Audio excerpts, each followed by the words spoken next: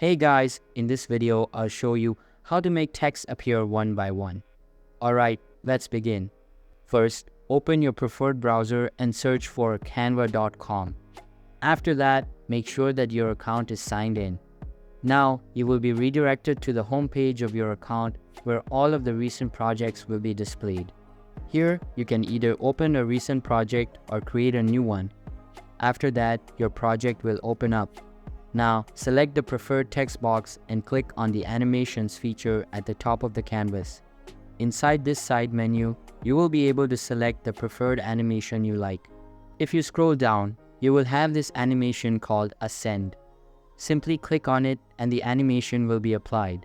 You can also choose if you want the animation to appear in the starting, in the end, or both.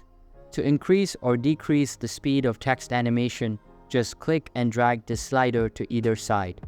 You can also animate the whole line at once or word by word. In order to apply it to another text box, select the target text, choose Ascend, and then select Line. So that's basically how you can make text appear one by one.